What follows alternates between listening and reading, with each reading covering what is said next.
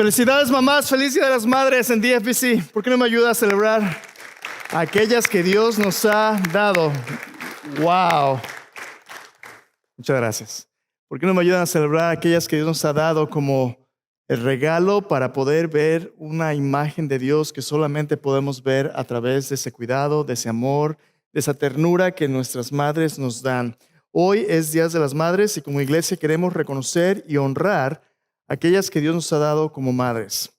Es un día de gozo y es un día de gran bendición porque hoy mamás, sus niños y sus esposos se van a portar perfectamente bien.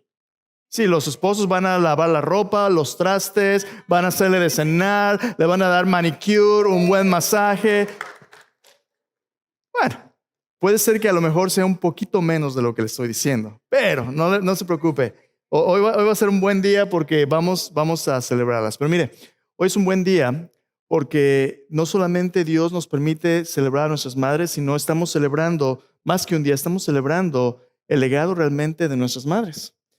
Pero aunque es un día de gozo y es un día donde va a haber regalos, la vamos a llevar a comer o a lo mejor está en línea ya con su familia, es un día también que para algunos es difícil, porque algunos de nosotros ya no tenemos a nuestra madre, algunos de nosotros estamos aquí en la congregación, pero a lo mejor hay damas que quieren ser mamás, pero no pueden ser mamá por alguna razón o circunstancia. Hay personas a lo mejor hoy solteras que quieren estar en una familia y sienten la soledad de no tener comunidad. Es un día de gran gozo por los que tienen la dicha de tener a su madre o las que tienen la dicha de ser madres, pero también puede ser un día de dolor para aquellos que sienten que porque no son madres, porque ya no tienen a su mamá, hay un agujero en su corazón que no puede llenar. A lo mejor usted tiene problemas con sus hijos. A lo mejor no tiene contacto con sus hijos. Tantas circunstancias pueden complicar el Día de las Madres y cómo una persona lo celebra o no lo celebra. Las buenas noticias son que en medio de un mundo tan complicado y con tanto dolor, aún allí, Dios sigue entrando en nuestras historias, cada uno de nosotros, y hablándonos de un futuro y de una esperanza que es mejor que cualquier cosa que este mundo pueda darnos. De hecho, Dios nos dice que si se lo permitimos, Dios nos puede hacer parte de un legado, de una herencia que va más allá de lo que podamos hacer en esta vida y en este mundo caído aquí y ahora. De hecho, las buenas noticias de la Biblia son que nuestras vidas tienen la oportunidad de tener un destino eterno. En ese sentido, hay buenas noticias y malas noticias. Las buenas noticias son estas. Mamás, cada una de ustedes es de impacto para su familia. No hay vuelta de hoja. Usted tiene la capacidad de impactar a su familia. Esas son las buenas noticias. Las malas noticias son que su impacto no siempre es positivo. Su impacto puede ser negativo también. ¿Cómo podemos navegar esta vida de altas y bajas? ¿Cómo podemos navegar esta vida de gran gozo, pero también tanto dolor? Si algunas veces no sabemos qué escoger, si a la izquierda o a la derecha. El día de hoy le voy a invitar a abrir su Biblia en un versículo. Vamos a hablar solamente de un versículo con unas cuantas referencias más. En el libro de Proverbios, capítulo 14, versículo 1. Proverbios 14, 1 habla acerca del legado de una madre. Vamos a hablar acerca de esta gran oportunidad de impactar a las generaciones presentes y futuras a través de nuestras vidas, de las vidas de las madres, pero no solamente eso. La palabra de Dios tiene aplicación no solamente para madres, no solamente para mujeres, para todos nosotros. Como vamos a ver en un momento, Dios nos va a invitar a seguirle independientemente de si somos hombre o mujer, si somos hijos, madres, padres, hermanos, hermanas. Dios tiene aplicación para cada uno de nosotros. Pero hoy, por ser Día de las Madres, el mensaje va a ser principalmente dirigido a las mujeres y a las mamás y como congregación al contexto que debemos ser para apoyarles a ser las mujeres que Dios quiere que se conviertan. Ahora, ¿cómo me gustaría decirle que hoy va a ser nada más un mensaje inspiracional donde vamos a decir todo mundo se va a portar bien? Pero ya sabe que eso es mentira, ¿no? Su esposo no se va a portar bien siempre. ¿Y los hijos? Menos. Va a haber ropa sucia, va a haber un montón de trastes que limpiar, va a haber un montón de trabajo que hacer, va a haber conflictos que reparar, va a haber circunstancias difíciles que vivir. Pero hermanos, así es como Dios entra en nuestras vidas. Cristo no nos ha prometido una vida sin problemas. Cristo nos ha prometido que a pesar de los problemas, Él nunca nos va a dejar y nunca nos va a desamparar. Y no solo eso, Dios va a proveer de una sabiduría, de una manera de vivir que depende de su palabra, a través de la cual Dios nos va a dar dirección para enfrentar las decisiones más difíciles que vamos a enfrentar. Dios promete transformarnos a su imagen. Dios promete cambiar nuestro corazón para ser como el suyo, a pesar de los problemas. Y de eso muchas veces se trata el ser madre, el ser padre, el vivir en familia, ¿no? Vivir en familia significa que no importa lo que venga, vamos a mantenernos juntos y unidos. Tú no puedes dejar de ser familia. Tu padre, tu madre, tus hermanos van a ser tu padre, tu madre, tus hermanos por toda la eternidad, te guste o no te guste. Pero Dios quiere usar estas relaciones para transformarnos a semejanza de Cristo, aún las relaciones familiares, aún cuando sean difíciles. Entonces, Proverbios 14, versículo 1, vamos a hablar del legado de esta madre. Proverbios 14, 1 dice así: la mujer sabia edifica su casa, mas la necia con sus manos la derriba. Un versículo. La mujer sabia edifica su casa, mas la necia con sus manos la derriba. Vamos a ver el día de hoy que como madres, como mujeres, note que este versículo no solamente habla de madres, habla de mujeres sabias y mujeres necias, insensatas. Dos tipos de mujeres, cada una con la oportunidad de tener un impacto en la vida de los demás. Una para bendición, la otra para maldición. Vamos a ver que como mujeres en las familias tienen una oportunidad de perpetuar un legado, de extender un legado que puede ser de bendición o puede ser de maldición. Cada palabra de este versículo cuenta y vamos a estar estudiando algunas palabras en el contexto de Proverbios. En sus notas del día de hoy, si recibió su guía de oración, su boletín, ahí le puse en las notas del sermón un montón de referencias que le animo a después examinarlas con su Biblia cuando tenga tiempo. No los vamos a poder ver todas, son muchos versículos, pero son para que usted pueda venir y siga reflexionando e indagando en lo que la Biblia dice acerca de este legado de sabiduría y de bendición como madres, como mujeres y como familias que Dios nos va a hablar el día de hoy. Antes de entrar en este versículo y de estudiarlo un poquito más profundamente, déjeme darle un par de herramientas que nos permiten exprimir la sabiduría de los proverbios de una manera apropiada. Los proverbios son pequeños dichos sencillos que encapsulan de una manera muy compacta una sabiduría destilada de los principios de Dios. Ahora, estos proverbios, estos principios, la literatura que habla de estos principios se llama literatura de sabiduría o del contexto del pueblo de Israel, donde Dios quería que el pueblo supiera cómo obedecer sus mandamientos, pero tiene varias cosas importantes. La primera de ellas es esta: los proverbios son principios generales para que el mundo funcione de acuerdo a los principios de Dios de manera general. No son promesas incondicionales. Cuando usted vive una vida siguiendo los principios de los cuales Proverbios habla, en general, la probabilidad es que su vida se vea bien y resulte en buenas cosas. En general, así es como funciona el mundo. Las personas perezosas no tienen comida, no tienen trabajo. Las personas industriosas van a prosperar. Las personas sabias que reciben instrucción van a salir adelante, van a desarrollar un buen carácter. Los que son violentos van a recibir la consecuencia de sus actos. Principios generales. Pero aquí viene lo interesante. Estos principios tienen excepciones. No son promesas incondicionales. Por ejemplo, en Proverbios capítulo 22, versículo 6. Instruye a un niño en el camino que debe andar y aun cuando fuere viejo, no se apartará de él. Tú ves este versículo y dice: voy a instruir a mis niños para que cuando crezcan se porten bien, vivan bien. Tú les enseñas a amar al Señor, les enseñas la palabra de Dios, les enseñas todo lo que hay que aprender como padre cristiano de la Biblia. Y tu hijo, cuando llega a la adolescencia y la juventud, abandona la fe y se vuelve un rebelde. Señor, ¿qué falló? Señor, hice todo lo que pude, traté de honrar lo que decías. Instruye a un niño en el camino que debe andar y aun cuando fuere viejo no se apartará de él. Tú me prometiste, Señor. Mucho cuidado.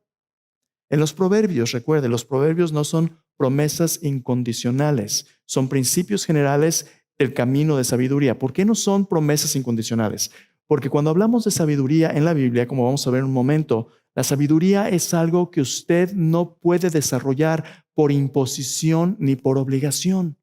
La sabiduría es algo que usted desarrolla cuando usted decide personal y voluntariamente obedecer los principios de Dios. Y aún así, algunas veces, como usted puede leer más tarde, si usted lee, por ejemplo, el libro de Eclesiastés, hay excepciones en este mundo caído por el pecado y la corrupción en el mundo en que vivimos. Sí, hay momentos en la cultura donde vivimos donde los justos perecen, donde el justo en lugar de florecer es oprimido y es lastimado. Sí, hay contextos en los cuales los impíos, los pecadores prosperan, donde florecen, donde parece que les va re bien y entre más mal hagan, más contentos están. Entonces, ¿dónde está la justicia de Dios? Los proverbios son principios generales que describen cómo es que el mundo debe funcionar mejor a la luz del diseño de Dios. Pero en un mundo caído hay un montón de excepciones a las reglas.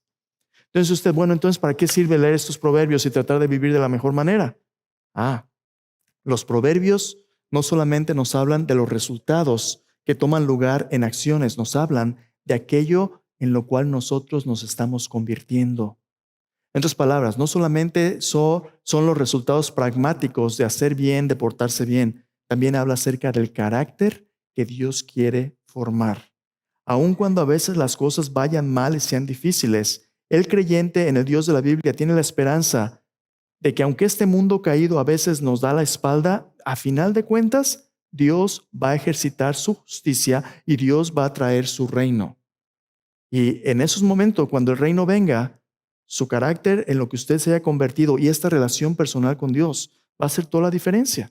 Entonces, aún en un mundo caído, la sabiduría nos dice cómo vivir mejor. En otras palabras, para citar un proverbio, dice la Biblia que el hombre sabio tiene sus ojos en su cabeza, el necio anda con los pies, pero a ciegas. Entonces, la sabiduría ilumina su camino, usted puede saber qué es lo que Dios quiere. Entonces, por un lado, los proverbios son principios generales, no promesas incondicionales. Por otro lado, los proverbios, hay muchos tipos de proverbios. El que vamos a ver el día de hoy, de nuevo se lo voy a leer, es un proverbio especial, de un tipo especial. Dice, la mujer sabia edifica su casa, mas la necia con sus manos la derriba. Nota cómo los proverbios tienen dos líneas normalmente. Esa es la manera en que este tipo de poesía hebrea estaba formada. Estas dos líneas se llaman paralelismo. En dos líneas, el autor del proverbio quiere reforzar una verdad principal, algunas veces exagerando, algunas veces expandiendo, algunas veces contrastando. Este proverbio es un proverbio de contraste, se llama un proverbio antitético. Hay una tesis y hay una antítesis, y a través de estas dos líneas, el autor va a reforzar una verdad principal de este proverbio y un principio que nos va a enseñar. Entonces, nos lo va a decir por las buenas y nos lo va a decir por las malas, esperando que algunas de las dos nos caiga el 20. ¿Tiene sentido? Entonces, proverbios antitéticos. Vamos a ver este proverbio de nuevo. Entonces, dice, la mujer sabia edifica su casa, mas la necia con sus manos la derriba. Este versículo nos habla acerca del legado de una mujer que perpetúa dos cosas. La primera de ellas, en la primera línea, es la bendición de la sabiduría divina. Note de nuevo cómo dice, la mujer sabia, ¿qué cosa hace? Edifica su casa. Ahora, ¿quién es una persona sabia? Note que no dice simplemente las madres, dice las mujeres. Como mujeres, Dios le ha dado en toda la Biblia, la mujer tiene un valor increíble y tiene un papel central que jugar en los propósitos y planes de Dios. En nuestras culturas, especialmente la cultura hispana, a veces el machismo trata a las mujeres con las botas y como si fueran tapetes, pero en la Biblia no es así.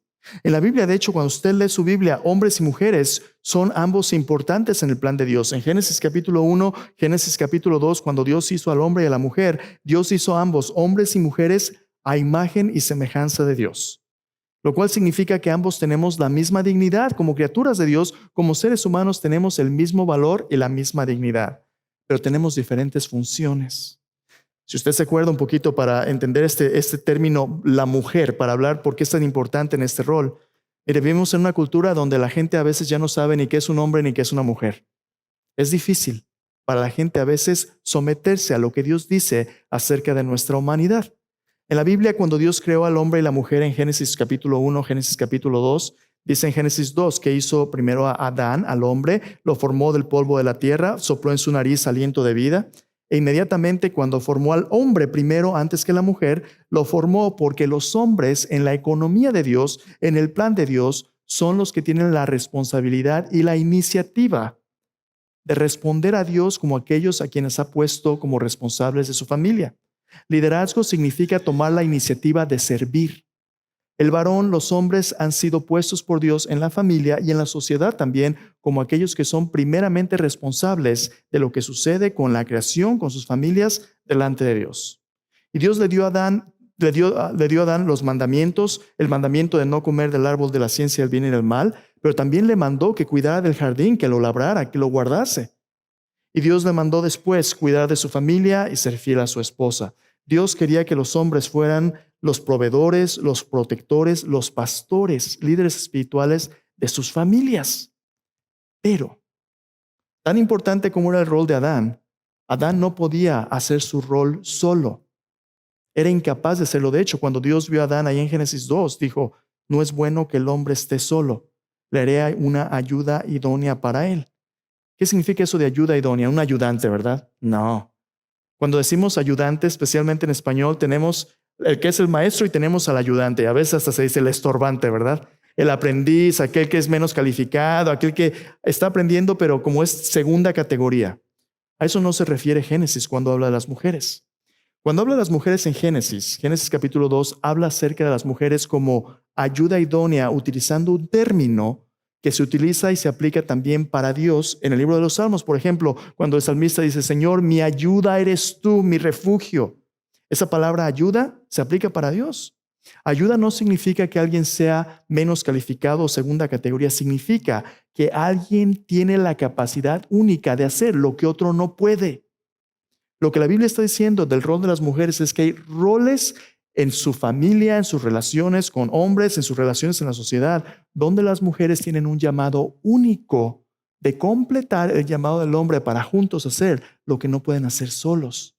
¿Y qué no pueden hacer solos? Tener una familia, recibir la bendición de Dios de ser fructífero y multiplicarse. Idealmente, en el concepto de Dios de la familia orgánica, un hombre y una mujer casados en matrimonio con un contexto sólido de intimidad y vulnerabilidad, este contexto era la situación ideal para tener hijos, para compartir su intimidad física, emocional, espiritual. El hombre no podía hacer eso solo y tampoco la mujer. Solamente juntos iban a poder ser iguales en el sentido de tener la misma dignidad, pero complementarse en sus roles. ¿Por qué le estoy diciendo esto? En este versículo de Proverbios 14, las mujeres tienen un rol importantísimo y único en edificar la casa, el legado de fe que Dios quiere para su pueblo. Hay un papel que solo las mujeres, solo las madres, solo, como dice este versículo, las mujeres sabias pueden hacer. Déjame decir una cosa más en cuanto a esto. Hay personas que quieren ser madres, quieren tener una familia, pero no se han casado y son solteros, y aunque están esperando, les gustaría tener un esposo, no lo tienen, o quieren ser madres, pero aunque estén casadas, hay un problema de infertilidad, no pueden tener hijos, y la agonía y el dolor que esto puede producir. Déjeme decirle que en Cristo, en la familia de Cristo, hay redención. Y como dicen los salmos, más son los hijos de la que no puede tener a veces que de la que puede tener. En la familia de Dios, Dios nos ha dado relaciones como hermanos y hermanas en Cristo, como hijos adoptivos del Padre, donde todo lo que este mundo ha roto, Cristo lo puede restaurar. A lo mejor tú no tienes hijos biológicos, a lo mejor no tienes un esposo o una esposa, pero en la familia de Cristo, Dios nos permite tener los roles de padre, de madre, de hijo, de hija, de hermano y hermana espiritualmente.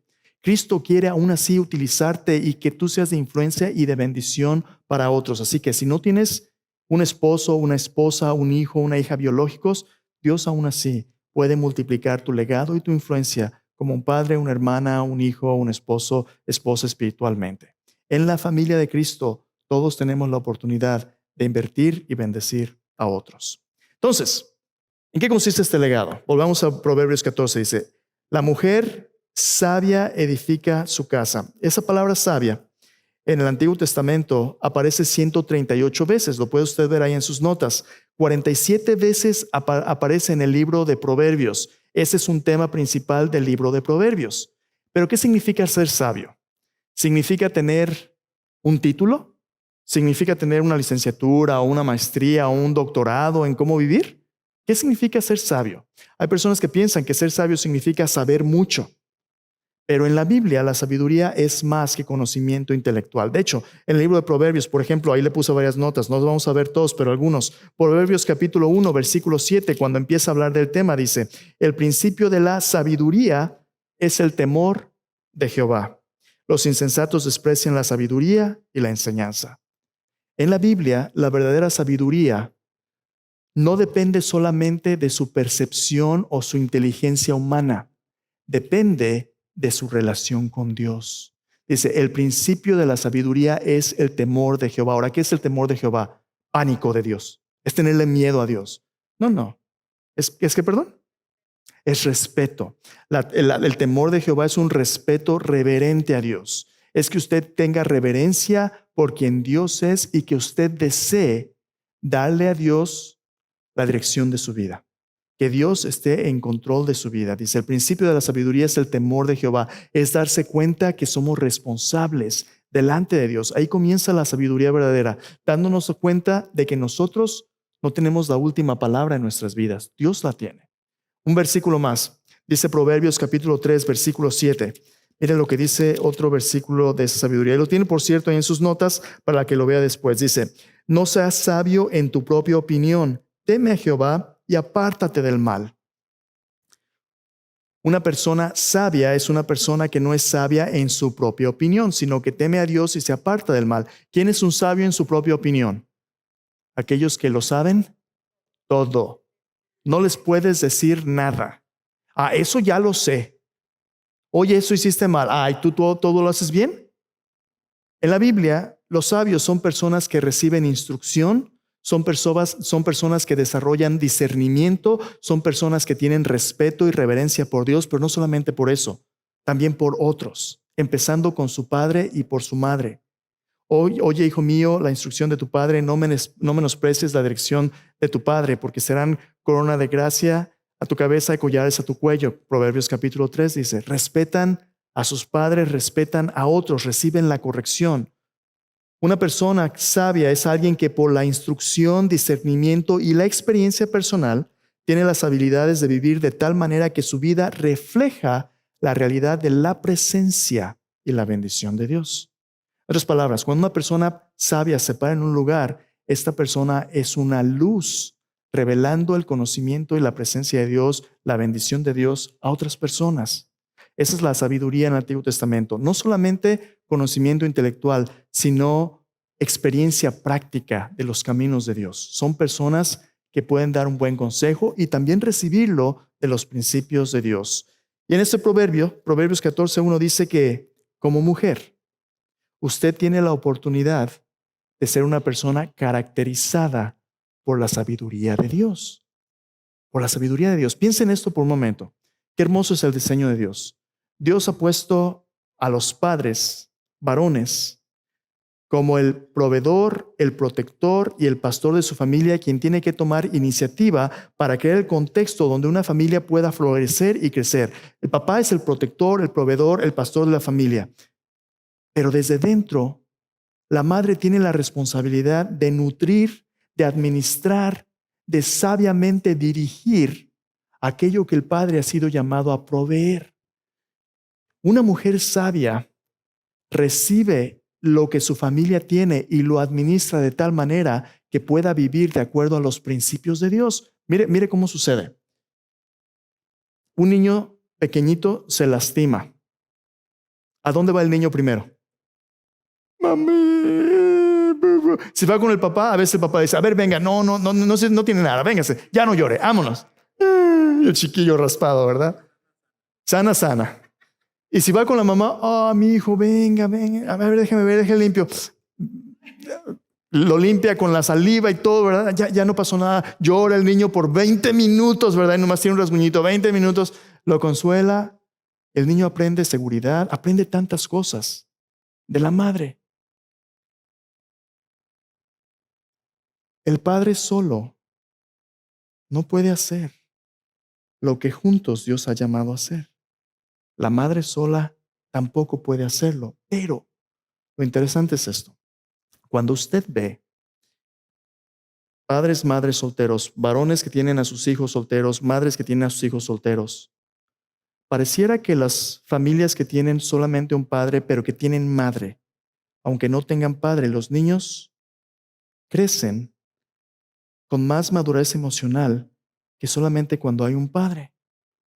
Nosotros lo vimos en nuestra familia. Mi madre creció en una familia donde mi abuela murió cuando ella tenía 13 años. Y cuando mi abuela muere, mi abuelo se tira a tomar y a beber todos los días y por un tiempo vive su vida perdido emocionalmente y perdido sin dirección, pero toda su familia y todos sus hijos se desintegran. ¿Por qué? Porque en muchas maneras, si Dios ha puesto al padre como la cabeza de la familia que toma iniciativa y dé dirección a los principios de Dios, la madre es el corazón de la familia. La madre es el centro emocional que le permite a los hijos y al esposo mismo tener la estabilidad de hacer lo que el versículo dice a continuación. Dice, la mujer sabia edifica su casa. La mujer sabia edifica su casa. ¿Qué significa edificar la casa? En el libro de Proverbios, esta palabra edificar en hebreo aparece en su Biblia, en el Antiguo Testamento, 374 veces, pero aparece 4 veces en Proverbios. Fascinante. Vamos a ver las 4 porque es bien importante entender qué significa esto de edificar la casa y cómo es que las madres y mujeres juegan un rol tan importante ahí. Proverbios capítulo, el primer versículo, capítulo 9, versículo 1. Léalo conmigo, venga conmigo. Póngale ahí una marquita porque esas 4 veces van a ser importantes. Miren lo que dice primero. 9:1 dice, la sabiduría edificó su casa, labró sus 7 columnas, mató sus víctimas, mezcló su vino, puso su mesa, envió sus criadas sobre lo más alto de la ciudad, clamó, dice a cualquier simple, ven acá, a los faltos de cordura dice, venid, comed mi pan. Capítulo 9 es una ilustración donde la sabiduría es personificada como una mujer que está edificando una casa y que está invitando a todos a un banquete. Les dicen, vengan, coman, nútrense, aprendan. Es una invitación a la buena vida. Y dice, edificó su casa. Obviamente esta es una ilustración, es una personificación de esta sabiduría. No está edificando una casa por sí mismo con ladrillos, con mezcla, pero está hablando acerca de un legado. Está hablando acerca de una herencia. La sabiduría tiene un legado que darnos. Capítulo 9, versículo 1. Luego 14:1 es el versículo que leímos hace un momento. La mujer sabia edifica su casa. Otro versículo, 24:3. Venga conmigo al 24, versículo 3. Capítulo 24, versículo 3. Dice, con sabiduría se edificará la casa y con prudencia se afirmará. ¿Quiere usted una familia y una casa firme? Sabiduría, prudencia son necesarias. ¿Por qué? Versículo más, aquí mismo en capítulo 24, versículo, se me acaba de perder, deme un segundo. Versículo 27, 24-27. Mira lo que dice, este versículo está fascinante. 24-27, dice, prepara tus labores fuera y disponlas en tus campos y después edificarás tu casa. ¿Qué significa este versículo? Está medio extraño, ¿no? Vamos a leerlo otra vez. Prepara tus labores fuera y disponlas en tus campos y después edificarás tu casa. A ver, vamos a rascarle. Usted y yo vivimos en una cultura que no es una cultura agraria, vivimos en una cultura urbana donde tenemos internet, transporte público, agua potable, tantas cosas. Pero en este contexto, las personas en la antigüedad vivían en una cultura agraria. No había agua potable, no había electricidad, vivían en un contexto donde su vida y su subsistencia dependía de su trabajo en los campos. La agricultura, la ganadería, usted tenía que cuidar su campo, lo que estaba allá afuera. Pero para que usted pudiera tener su casa, no nada más un edificio donde usted pueda vivir, sino su familia, usted tenía que asegurarse de lo siguiente. Vamos a suponer que usted es un muchachón de 15, 16, 17, 18, 19, 20, 21 años. ahí en la primera etapa de la juventud, cuando ya ha madurado biológicamente lo suficiente como para empezar a notar a las chicas alrededor. ¿Qué pasa cuando uno es adolescente? Híjole, las hormonas, ¿verdad? Le late a uno el corazón como burro sin mecate, pero bueno, todo lo que veo alrededor tiene falda hasta una escoba, ¿verdad? Todo es faldas, todo es, y si me gusta y bla, bla, todo es enamoramiento, todo es amor a primera vista, todo esto. Cuando un muchacho ya está listo para formar una familia, tiene que prepararse, porque en el modelo bíblico no está sencillo. Usted tiene que prepararse para ser una persona que dé vida, no que le quite la vida a otros. En el ideal bíblico, Adán y Eva son maduros cuando ellos vienen juntos y empiezan una familia. La mujer sabia edifica su casa. Para que usted pueda edificar su casa, primero tiene que asegurarse que tiene lo necesario para hacerlo bien. Lo que este proverbio está diciendo es esto: si tú quieres hacer casa, hazlo bien, asegurándote que ya tienes trabajo, asegurándote que tienes los medios para sostener a una familia. Después de que los tengas, ahora sí ya estás listo para edificar tu casa, no al revés. Mira cómo lo hacemos ahora en la sociedad. El chamaco, la chamaca tiene 14, 15 años, todavía ni recoge su cuarto, todavía no sabe ni cómo limpiarse la nariz cuando tiene moco, ¿verdad? Pero no le hace. Ya nota a los chicos, ya nota a las chicas. ¿Y qué quieren hacer? Quieren andar de novio, quieren andar de novia. Ahora, nada de malo en que le guste el chico a la chica al chico, nada de malo en eso. Dios nos hizo así. Pero la pregunta es esta: a los 14, 15 años, ¿puede usted tener hijos biológicamente? Un montón, ¿verdad? Si usted no hay ningún problema, las cosas funcionan bien a los 14, 15 años, biológicamente hablando. Los puede usted cuidar bien. ¿Les puede usted dar una herencia que les permita prosperar y ser de bendición al resto de sus vidas? Mire, los chamacos quieren empezar a salir porque tienen un cóctel de hormonas por todos lados, agarrados de la mano, y luego abracito de riñón, y luego todo, ¿verdad? Todo, y pero con ganas. ¿Y qué es lo que pasa? Acaban teniendo un chiquillo, una chiquilla. Pero no hay problema, ¿verdad? No tienen para pagar una renta, no tienen trabajo todavía, no pueden hacer nada, no tienen educación, apenas están en la prepa, no tienen nada. Pero no hay ningún problema, porque ¿dónde van a vivir? Con mamá y papá, ¿verdad? Hay con mamá y papá, que al cabo ya criaron unos, mamá y papá pueden criar más. No, y no solamente eso, porque el chamaco ya no quiere acabar la escuela y se va a pasar nomás ahí en el teléfono, ¿verdad? Y luego se va a ir de parranda en la noche con los amigos. Y luego en lugar de un hijo, 2, 3 hijos, 4, ¿cuántos? ¿Cuántos van a mamá y papá a cuidar porque pueden cuidarlos? ¿Te fijas qué rápido eso se convierte en algo incontrolable? Proverbios 24 está diciendo: para construir una casa y un legado que dure a la manera de Dios, vas a necesitar la sabiduría de Dios. Y adquirir ese tipo de sabiduría es un proceso que sucede cuando tú obedientemente te tomas tu tiempo para convertirte en una persona que refleje los principios de Dios. Si tú pudieras ir y jugar manita sudada con una niña, con un niño, no hay problema. Pero el problema es que si quieres construir un legado, eso toma mucho más que simplemente lo que tú quieres. Toma sacrificio, toma entrega, toma provisión, toma dirección, toma sabiduría. Dice ahí, la mujer sabia edifica su casa. Este edificar es un legado, no solamente para que te vaya bien aquí, sino por toda la eternidad. Déjame mostrarte algo bastante bueno. Déjeme darle para atrás, porque se me olvidó incluirla en esta sección. ¿Ves esta gráfica?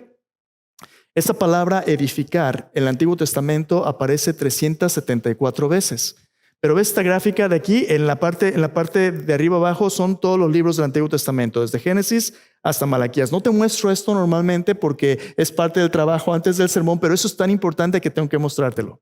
¿Ves esta barrita de aquí?